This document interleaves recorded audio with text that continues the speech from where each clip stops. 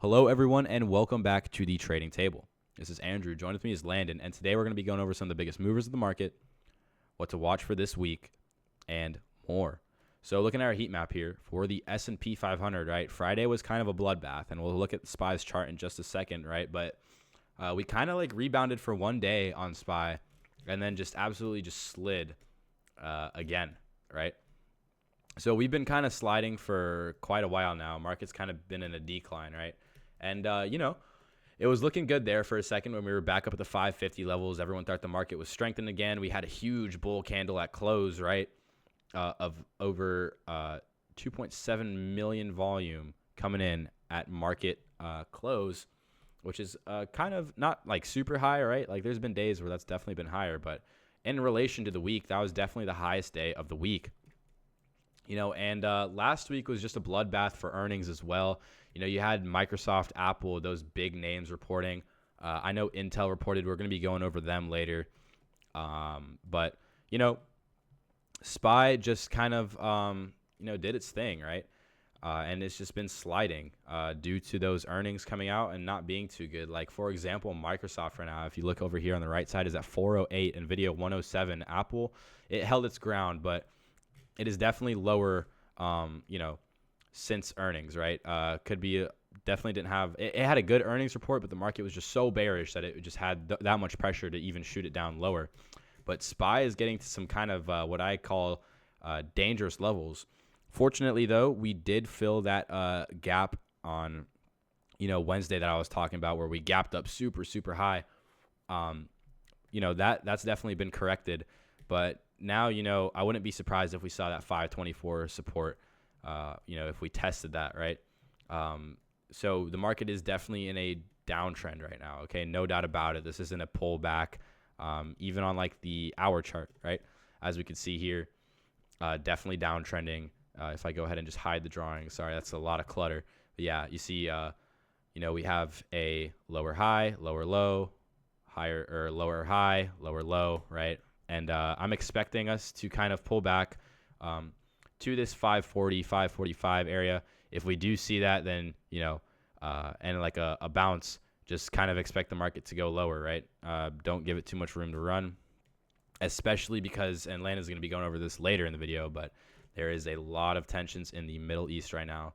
And as you can see, the VIX is at 23.43. Just to put that into perspective, we have not seen the VIX at 23 since March. So it's been quite a while, almost 6 months now, I believe, since we've seen the VIX at these levels.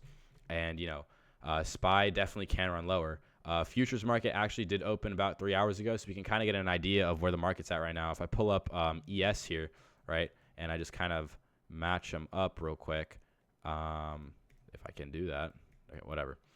So as you can see here, this is kind of let me see if I can get this a little bit more matched up here. I don't know why they're tweaking out like this. There we go. Okay. So as we can see here, right, it's, 1-to-1 correlation with SPY. The candles might be a little bit bigger. SPY might be a little bit smaller, whatever. But, ES is open, right? And as you can see, we're definitely correlated very heavily here. So, trust this source. But, yeah, we're down pretty low on ES right now. So, the price doesn't exactly 1-to-1 correlate, right? Here at close on Friday, we were right around 532. Here at close on ES, we were at like 534. So it's not like, just moved over a few decimals. But as you can see, definitely dumping right now, right? Definitely dumping. So that, 524 level I was just talking about, or sorry, not the 524, but the, the 524 level I was just talking about, definitely a lot more possible now, right? So, just keep an eye on that. Keep an eye on some bearishness. If you want an idea of how SPY is probably going to move tomorrow, take a look at ES. It's futures for it. It's all, open. But nevertheless, let's just move on from SPY. Looking at Intel, right? Intel as you can see, their earnings were absolutely horrible. They slid 26%. And here's why I'm bullish on Intel. Okay, I know the chip sector is bad. I know that there could be some bearishness due to news and whatnot right now. Intel hasn't been this low since 2013. All right, the market has changed a lot since 2013, like a lot. So this Intel play, it's got some great risk reward. Right, you could place your stop loss right around this this support right here at around 19.25, or just round it up to 19. But the risk reward, especially for the contract that I know me and Landon picked up, it expires in January 17th, 2025, right? And let's say we rubber band, right? And if we look at the RSI, right, we're super oversold. I mean, I don't even think we've been this oversold ever on Intel, right? At least not for a very long time. And that it's just down here. It could probably shoot a little bit lower, but at this point, you know how many people are buying into Intel right now? Like, this dip is insane. Since 2013, you don't see that every day. You don't see that every earnings report. We haven't been this low since 2013. So in my opinion, Intel's a great buy right now. Obviously, if you are going to jump in, get a lot of time, because the market is kind of looking bearish right now. So this is definitely a longer term play with kind of a looser stop loss. So you could say a bit more risky. But the risk reward is, we either lose maybe 30-40% down here at 19.25, or we gain 350%, making it all the way back up to 30, where it has been for quite a long time, right? Since around September 2022, has just been kind of playing around that level with not too much wiggle room, right? So risk reward here is great for Intel. Definitely one of my favorite plays right now in the market, at least. But yeah, if you are going to enter this, just make sure you get a lot of time. Time is going to be your friend. Bitcoin is absolutely just sliding right now. We've been downtrending on Bitcoin for, about a week now. Yeah, this whole week has just been really bad for Bitcoin. If anything, buy the dip, right? We already know to buy the dip on Bitcoin, right? We learned our lesson last time. Last time the market kind of dumped like this on the 7th of July, and then just absolutely ran up to 70,000. So if you got money right now, I'd definitely go ahead and buy some Bitcoin up, because we do have a key level kind of coming up here around the 54,000 area. So, just watch out for that. Looks like some buyers have already came in, right? As you can see from this candle, it's kind of being pushed up. So, keep an eye out for Bitcoin, right? That is actually a huge candle. Wow. So yeah, in 30 minutes, it's moved 2.5%. Looks like the buyers are already coming in. So great sign there for Bitcoin. Probably not so good for those crypto miners, though, as they have been sliding a lot lower since they reported earnings. Riot's earnings were absolutely horrible. That's some of the worst things I've ever seen. If you guys are new to the channel, we kind of troll with this stock. We don't, it's kind of like a joke. But yeah, Riot just horrible. Mara also reported earnings last week, and they were even worse.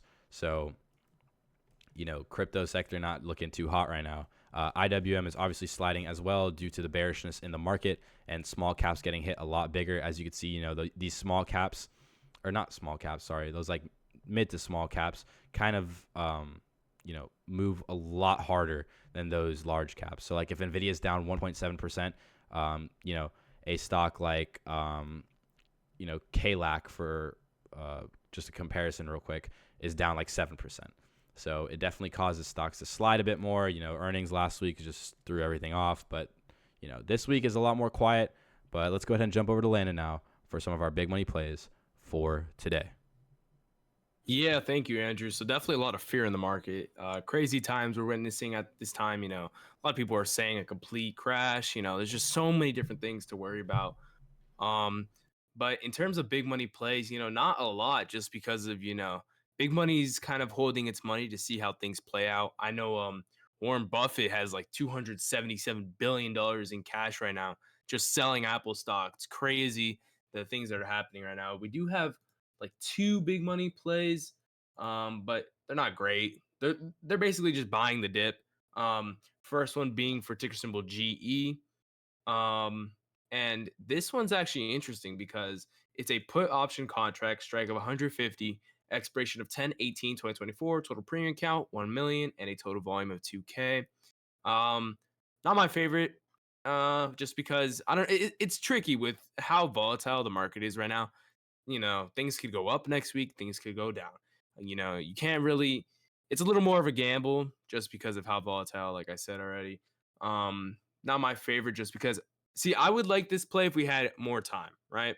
Um, but I don't know. We could see GE continue to go down. I don't know how closely aerospace really kind of correlates to the overall market. But this could be a pretty good play. We are kind of low for the month. Um, so it could continue to go down. Not my favorite play. But moving on to our final one, it's for ticker symbol NVO. And basically, this one is also a put option contract, strike of 125, expiration of 8/9/2024, total premium count 600K, total volume of 2K. I actually like this one even less just because the expiration is 8/9, and that gives you almost no time to leverage or do anything. You're basically saying this is going to move down this upcoming week, which is kind of risky. But the market is so bearish right now that it's possible. It is. So if you guys think that's a good play, you could go ahead and hop in. Um, but moving on to crypto, I know Andrew said I was going to talk about this, but yeah, what's going on in the Middle East right now is kind of crazy. So basically, I know we've talked about this the last few videos, but Israel assassinated the Hamas and Hezbollah leaders. Whether you agree with that or not, I don't know. Um, but the tensions right now in the Middle East are rising rapidly. I know there was reports that Russia is sending missiles into Iran at like crazy rates. I know Iranian missiles are ready for launch. People in Syria are calling for war. Lebanon calling for war. So it's just crazy times. I know Iranians, the entire or a majority of the country wants war because they feel disrespected. I don't know. Not my place to really tell or say. But all I know is that tensions are rising rapidly. And if Israel is attacked, I do know that the United States will most likely back them up just because of how close of allies they are. But overall, just crazy times that we're living in. Um, Bitcoin is pretty much a reflection of that. Just the tensions of the world. People are scared. People are pulling their money from everything. But lucky for us, buy the dip. Just buy, you know? Eventually, hopefully, we're pretty bullish here at the trading table. So eventually it will go back up. So I think this is a pretty good buy-in right now. The last time it was at this level was a very long time ago. So we could see pretty good move ups here. I mean, look, last time it hit this level, look at that move. You enter now, you're going to see some nice profit if it, eventually pulls back up. But just be safe. Don't do anything too risky. Don't do anything short term. Like our Intel play, like Andrew was saying, is very far out. We have a lot of time on it. So yeah, just be safe. But other than that, back to you, Andrew. Yeah, Landon, a lot of volatility in the market. Listen, very wise investor once said, time in the market beats timing in the market. And I know options might literally be the opposite of that, but thankfully you can buy expiration dates for a lot more time, a lot more quality contracts. So, day trading is what I'd say the most difficult.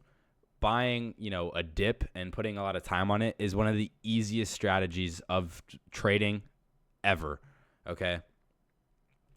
Definitely like the easiest way to make money in the market, as long as, you just have a brain and two eyes, or even one eye. We don't discriminate here at the table. But yeah, Intel hasn't been at that level, like I said, since 2013. Kind of a no-brainer. Okay. The market is not what it was in 2013. And you know how much we pulled so much liquidity, so many buy orders. Very, very bullish on Intel. Looking forward to shoot up probably in the next 3 to 4 months. But we're going to go ahead and take a look at our earnings report for this week. It's a lot quieter this week, but nevertheless, there are a few things to look at in there. So, like I said, this week, not a whole lot to look at. The one thing to look at, though, is that big money play, the NVO play, the put contract. They do have earnings reporting on Wednesday, so I'm assuming big money is going to cut on Tuesday. LLY also reports on Thursday. LLY and NVO are in the same sector, so watch out for that. Disney is reporting on Wednesday as well. Shopify on Wednesday. There's not really a lot of notable names this week that I have seen. We have Cat and Uber. I've literally never heard anyone trading Cat before, but go ahead. Before open on Monday, we are quiet. There's a little bit of economic data. We're going to be going over that in just a second. Palantir is reporting after close. I do know a lot of people who do trade Palantir. Palantir has been doing kind of bad recently in relation to like May, June. So, maybe earnings will send them up a bit. Airbnb after close on Tuesday. But other than that, like I said, not really a lot going on this week. Super quiet week for earnings. Definitely nothing like last week where we were literally storming Normandy. Looking at our economic calendar for this week, right? Monday is basically the only day I'm going to be paying any attention to this calendar, okay? Monday at 9:45, we've got Global Services PMI, ISM non-manufacturing PMI, and ISM non-manufacturing prices. These are unlikely to affect the market. I know that, last week we had ISM manufacturing come out, and it did kind of contribute to the market going down. It wasn't the complete cause of it, but it didn't help too much, right? So yeah, just keep an eye on these. I don't think they'll affect the market too much. If you are really worried about it, they're early in the morning, so you could just sleep in a little bit and start trading at 10. But nevertheless, super quiet week. We've got crude oil inventories, 10-year note auction. Initial jobless claims on Thursday. That shouldn't really do too much. 30-year bond auction, that literally never does anything. Super quiet week, great week to trade. Market should follow trends as long as everybody in the Middle East doesn't get nuclear bombs on their doorstep. Hopefully that doesn't happen. Hopefully everyone calms down. The trading table is very neutral here, but we don't want war, right? That's all for today, guys. Thank you so much for tuning into the trading table. This has been Andrew and Landon. Please be sure to check out our free Discord. Link is in description for all of our bot usage for free. And we'll see you guys tomorrow at market close.